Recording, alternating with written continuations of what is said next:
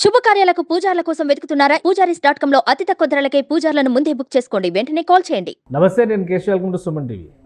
ఆంధ్రప్రదేశ్లో చాలా కాలం తర్వాత గ్రీన్ బెల్ట్ పైన, పచ్చదనం పైన ఆసక్తి పెరుగుతోంది. రాష్ట్ర ప్రభుత్వం వన మహోత్సవాల్ని టేకప్ చేసింది. ఈరోజు రాష్ట్ర వ్యాప్తంగా మంత్రులు, ఎమ్మెల్యేలు, ప్రజాప్రతినిధులు, చివరికి ముఖ్యమంత్రి, ఉప ముఖ్యమంత్రి కూడా ఈ కార్యక్రమాల్లో పాల్గొనడానికి ప్రాధాన్యత ఇచ్చారు.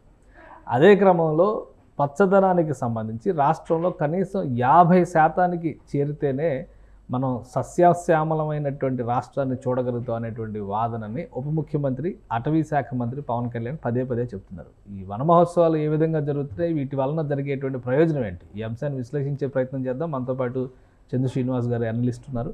చంద్ర శ్రీనివాస్ గారు, నమస్కారం. నమస్కారం. వన మహోత్సవాలని 5 ఏళ్ల తర్వాత పచ్చదనం, పరిశుభ్రత, మీరు ఇట్లాంటివన్నీ కూడా ఇవన్నీ మర్చిపోయారు ఆంధ్రప్రదేశ్లో అయితే. సో ఇప్పుడు వన మహోత్సవాలు మొదలుపెట్టారు. ఆల్మోస్ట్ ప్రతి నెల ఇలాంటి ప్రోగ్రామ్స్ మేము టేకప్ చేస్తాం ఏదో ఒక రూపంలో అని ఒక 3-4 పథకాల గురించి కూడా మాట్లాడారు. సో ఏంటి వన మహోత్సవం ప్రత్యేకత ఏంటి, ఎందుకు అంత ఇన్సిస్ట్ చేస్తున్నారు పవన్ కళ్యాణ్ గారు ప్రత్యేకంగా, పర్యావరణ శాఖ మంత్రి, అటవీ శాఖ మంత్రిగా? ఆయన స్వతహాగా పర్యావరణ ప్రేమికుడు. అంటే మొక్కలు మనకు మంచి చేస్తే మన మిత్రులు అనే భావించే వ్యక్తి కాబట్టి ఆంధ్రప్రదేశ్ ప్రజలకు అదృష్టమే. అటవీ శాఖ మంత్రి కూడా ఆయనే కాబట్టి ఈరోజు జరిగే వన మహోత్సవం ఆల్రెడీ కేంద్ర ప్రభుత్వం కూడా 14.5 కోట్లు నిధులిచ్చింది. దాదాపు 12 నగరాల్లో స్టార్ట్ అయ్యి ఇది కంటిన్యూగా మిగతా నగరాలు కూడా విస్తరించాలి అని ఉద్దేశం. మీరు అన్నట్టు 50% పెంచాలంటే ఇప్పుడు ఉంది 29% అటవీ, 21% పెంచాలి. 21% పెంచాలి. ఆ పెంచే దిశగా మనం ప్రతి ఒక్కరు సామాజిక బాధ్యతగా వెళ్ళమంటున్నారు. మొన్న మీరు చూస్తే అనంతపురం అక్కడ వెళ్ళినప్పుడు, కడప, రాయలసీమ వెళ్ళినప్పుడు కూడా ప్రాజెక్టులు సందర్శించినప్పుడు ఈ ప్రాజెక్టుల మాటన ఈ యొక్క పర్యావరణం కూడా పెంచాలి, మొక్కలు కూడా పెంచాలని పిలిపించారు. అంటే సైమల్టేనియస్గా వాటితో పాటు కూడా మొక్కలు పెంచుకుంటే అది మనకి మీరు పర్యావరణ సమతుల్యం అనేది దెబ్బతినకుండా అందరికీ మేలు చేస్తుంది అనే ఉద్దేశంతో ఈ పిలుపు ఇవ్వటం మనం ఆహ్వానించదగ్గ పరిణామం. కేశవ గారు, ఎందుకంటే ఆంధ్రప్రదేశ్లో నేషనల్ యావరేజ్ కంటే ఈ గ్రీన్ బెల్ట్ కవరేజ్ విషయంలో ఓవరాల్గా జాతీయ స్థాయిలో ఉన్నటువంటి వనరుల రీత్యా చూస్తే కనీసం 33% ఉండాలని అంచనాలు ఉంటాయి. ఆంధ్రప్రదేశ్లో షార్ట్ ఫాల్ ఉంది. ఇది పెంచడం అనేది సాధ్యమవుతుందా? ఒక పక్కన యథేచ్ఛగా అర్బనైజేషన్, పట్టణీకరణ జరుగుతుంది, చెట్ల నరికివేతలు జరుగుతున్నాయి. ఇప్పుడు ప్రభుత్వం ఇలాంటి పథకాలు తీసుకోవడం వలన ఆ కోరిక అనేది ప్రజల్లో, ఆకాంక్ష అనేది పెరుగుతుందా, పెరగడానికి అవకాశం ఉందా? డెఫినెట్గా ఉంటుంది కదా. మనం ఇప్పుడు చూసుకున్నాం సార్, ఇప్పుడు పుష్ప సినిమా లాంటి సినిమాలు షూటింగ్లు చాలా ఇంకా ఇంపార్టెంట్ చారిత్రక నేపథ్యం షూటింగ్లన్నీ ఎక్కడ జరుగుతాయి?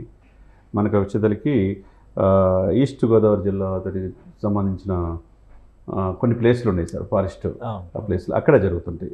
మరి అక్కడే ఎందుకు జరుగుతున్నాయి? అటవీ సంపద, పర్యావరణ సమతుల్యం ఉంది కాబట్టే కదా అక్కడ జరుగుతూ ఉన్నాయి. అదేవిధంగా ఉత్తరాంధ్రలో మనం చూసుకుంటే విశాఖపట్నం ఆ సరౌండింగ్ కూడా మొక్కలు ఉన్నాయి. అదేవిధంగా ఇటు చూసుకుంటే ప్రకాశం, దొనకొండ ఈ ప్రాంతాల్లో ఉన్నాయి. తర్వాత అమరావతి రాజధాని పరిసరాల్లో ఉన్నాయి. కాకపోతే ఇక్కడ లేనిది ఎక్కడైతే ఉందో అక్కడ ఆ ప్లేసుల్లో పర్యావరణాన్ని, మొక్కలు పెంచడం ద్వారా గ్రీన్ బెల్ట్ డెవలప్ చేసుకుందాం అనే ఆలోచన అనేది మంచి పరిణామం. మీరు ఏదైతే ఒక ప్రయత్నం అనేది చేయాలి కదా. ప్రతి ఒక్కరు మొక్కలు నాటడం ఒక సామాజిక బాధ్యతగా వాళ్ళు తీసుకోవాలి. ఆ పాయింట్ ఆఫ్ వ్యూలో ఇప్పుడు ఈయన తీసుకున్న ఇదైతే ఉందో, గత 5 సంవత్సరాలు నిర్లక్ష్యం చేశారు మొక్కలు పెంచడం కాదు, 100 సంవత్సరాలు పెరిగిన చెట్లు కూడా కూలగొట్టేస్తారు. అంటే రహదారుల విస్తరణ కావచ్చు, లేకపోతే ముఖ్యమంత్రి గారు వస్తున్న భావన కావచ్చు, అట్లా నగరీకరణ అనే పేరుతో కొట్టేస్తే ఆ చెట్లు కూడా బెంగళూరులో ఏమైందో మనం చూసాం. చివరికి తాగటానికి మంచినీళ్ళు కూడా లేవు. చివరికి వాయనాడు ఎలా అయిందో పరిస్థితి మనకు తెలుసు. అదేవిధంగా అనేక ప్లేసులు ఏంటంటే పర్యావరణ సమతుల్యం లేకపోతే మనుషులకే ఇబ్బంది జరుగుతుంది. అంటే ఆ పాయింట్ ఆఫ్ వ్యూలో ఈయన తీసుకునే ఏంటి ఇప్పుడు యాక్షన్ ప్లాన్ ఏంటి? ఆల్రెడీ సెంట్రల్ గవర్నమెంట్ 15.4 కోట్ల రూపాయలు శాంక్షన్ చేసింది ఈ పట్టణీకరణకు సంబంధించి, అంటే అర్బన్ ఫారెస్టేషన్కి సంబంధించి. నగర వనాలు అనేటువంటి కాన్సెప్ట్తో కొత్తగా 11 నగర వనాలను డెవలప్ చేస్తామని రాష్ట్ర ప్రభుత్వం ప్రకటించింది.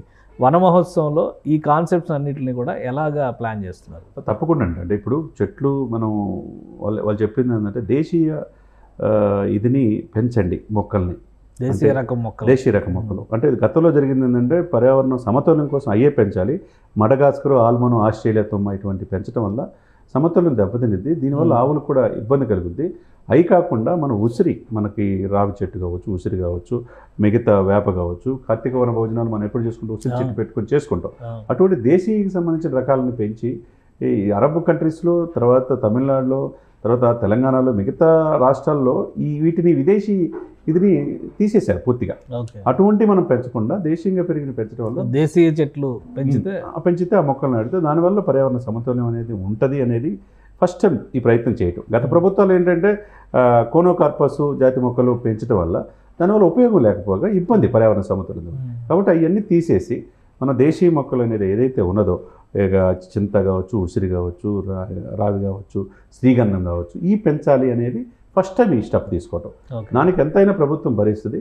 కాబట్టి మీరు ప్రతి ఒక్కరు కూడా ఒక మొక్క నాటితే ఆ మొక్క మనకి మంచి జీవితాన్ని ఇస్తుంది అనేది అటవీ శాఖ మంత్రిగా పవన్ కళ్యాణ్ గారి సందేశం. ఆయన అన్ని ప్లేసుల్లో వెళ్ళకపోవచ్చు. ఈ రోజున వనమహోత్సవం ఈరోజు స్టార్ట్ అయ్యి సెప్టెంబర్ 2 వరకు ఆయన లక్కీగా ఆయన బర్త్డే వేడుకలు కూడా మొక్కలు నాటమని చెప్తున్నాడు. ఈ రోజు స్టార్ట్ అయిన ఈ వనమహోత్సవం అనేది ప్రతి గ్రామాన మీరు యువత కావచ్చు, ఆయన అభిమానులు కావచ్చు, మహిళలు కావచ్చు, పార్టీ కార్యకర్తలు కావచ్చు, మన బాధ్యతగా మన ప్రకృతి సమతుల్యం ఉండాలంటే, పర్యావరణం మనం కాపాడుకోవాలంటే, మన బిడ్డలకు మంచి భవిష్యత్తు, మనం పీల్చుకునే గాలి నీరు రావాలంటే మొక్క నాటాలి అనే కాన్సెప్ట్ తీసుకోవటం, 29% నుంచి 50% పెంచాలని అనుకోవటం, గత ప్రభుత్వాలు చేయలేని పని ఈ ప్రభుత్వం ఒక లక్ష్యంతో ముందుకెళ్తాం అనేది మనం ఆహ్వానించదగ్గ పరిణామంగా. ఇంకోటి సీఎం చంద్రబాబు నాయుడు గారు కూడా నీరు చెట్టు ప్రాజెక్టు మీద బాగా ఫోకస్ చేశారు. 3-4 మీటింగ్లు పెట్టారు ఈ మధ్యన. ఈ 2 నెలల్లో 3 మీటింగ్లు 4 మీటింగ్లు జరిగినాయి. ప్లస్ పెండింగ్ బిల్స్ క్లియర్ చేయండి, ప్రాజెక్టులు ఉన్న ప్రతి చోట కూడా గ్రీన్ బెల్ట్ డెవలప్మెంట్ చేయాలి అని ఒక సలహా ఇచ్చారు. అంటే ఇవన్నీ కూడా ఈ వన మహోత్సవంలో భాగంగా జరుగుతున్నటువంటి ప్రక్రియలుగానే చూడాలి మనం. డెఫినెట్గా అండి. ఇప్పుడు చంద్రబాబు నాయుడు గారు మంచి విజనరీ ఉన్న నాయకుడు. ఆయన మనం డిగ్రీ చదువుకునే కాలేజీలో ఆ టైంలో జన్మభూమి పథకం ద్వారా ప్రతి ఒక్కరికి మొక్కలు నాటే ఇది వాళ్ళు అవేర్నెస్ కలగజేశారు. మన ప్రొఫెసర్ చదువు చెప్పేవాళ్ళ ద్వారా ఆ మొక్క నాటితే ఏం ఉపయోగం. అదేవిధంగా శ్రీగంధం చెట్లు కావచ్చు, తర్వాత క్లౌడ్ పుల్లింగ్ ద్వారా ఆయన శేషాచలం పరిసరాల్లో కూడా ఇది చేశాడు, ప్రయత్నం చేశాడు. ఈ రోజున ఎర్రచందనం అక్కడ తప్పితే లేదు. ఈ రోజున చిన్న మొక్కలు కూడా వస్తున్నాయి అంటే పెంచుతున్నారంటే ఆయన తీసుకుని చొరవాళ్ళే. కాబట్టి చంద్రబాబు నాయుడు గారు 400 దశాబ్దాల అనుభవం, పర్యావరణం కాపాడుకోవాలి, మన నెక్స్ట్ జనరేషన్ మంచి ఇవ్వాలనేది. దానికి తోడు ఆయనకి లక్కీగా ఏంటంటే ఉప ముఖ్యమంత్రిగా పవన్ కళ్యాణ్ గారికి కూడా పర్యావరణం అంటే ఇష్టం కాబట్టి ఆ శాఖలన్నీ ఆయన పరిధిలో ఉన్నాయి కాబట్టి డెఫినెట్గా ఇది సక్సెస్ తీసుకొని. ఇప్పుడు వన మహోత్సవం అయితే రాష్ట్ర వ్యాప్తంగా జరుగుతుంది, కానీ ముఖ్యమంత్రి ఉప ముఖ్యమంత్రి మాత్రం కార్యక్రమానికి వెళ్ళలేని పరిస్థితి. అక్కడ భారీ వర్షాలతో కార్యక్రమం వాయిదా పడింది. సో ఈ మెసేజ్ని ఫార్వర్డ్ చేస్తూ వాళ్ళందరికీ కూడా డైరెక్షన్ ఇచ్చేసి ఉంటారా? డెఫినెట్గా వీడియో సందేశం ద్వారా ఇచ్చి ఉంటారు. ఆయన ఒక సందేశం పిలిపిస్తే నాయకులు క్యాడర్లో ఉన్న వాళ్ళు ముందుకెళ్తారండి. ఆ కన్సల్ట్ ఎమ్మెల్యేలని మంత్రులు కూడా ఇన్వాల్వ్ చేశారు కాబట్టి వాళ్ళు హెక్టిక్ షెడ్యూల్ వల్ల వెళ్ళలేకపోయినా క్యాడర్ అనేది ఒక దిశ చూపించడానికి వీడియో సందేశం ఇచ్చారు కాబట్టి ఎక్కడ కూడా ప్రోగ్రామ్స్ ఆగవు. అది మరింత ఉత్సాహంతోనే ముందుకెళ్తారు. రైట్. థ్యాంక్ యూ శ్రీనివాస్ గారు. ఇది వన మహోత్సవాలపైన ఆంధ్రప్రదేశ్ ప్రభుత్వం ప్రత్యేకమైనటువంటి దృష్టి పెట్టింది. ముఖ్యంగా గ్రీన్ బెల్ట్ డెవలప్మెంట్ కోసం రాష్ట్ర వ్యాప్తంగా కట్టుదిట్టమైన చర్యలు తీసుకోవాలనేటువంటి నిర్ణయానికి వచ్చింది. ఉత్తరాంధ్ర, రాయలసీమ లాంటి ప్రదేశాల్లో ప్రధానంగా వర్షాభావ పరిస్థితులు ఎదుర్కొంటున్నటువంటి నేపథ్యంలో ఈ గ్రీన్ బెల్ట్ డెవలప్మెంట్ వలన రాష్ట్రానికి మరింత మేలు జరుగుతుందని చంద్ర శ్రీనివాస్ గారు విశ్లేషిస్తున్నారు. ఇది special discussion. Keep watching. Suman టీవీలో మీ పర్సనల్ అండ్ బిజినెస్ ప్రమోషన్స్ కోసం కింది నెంబర్కి కాంటాక్ట్ చేయండి.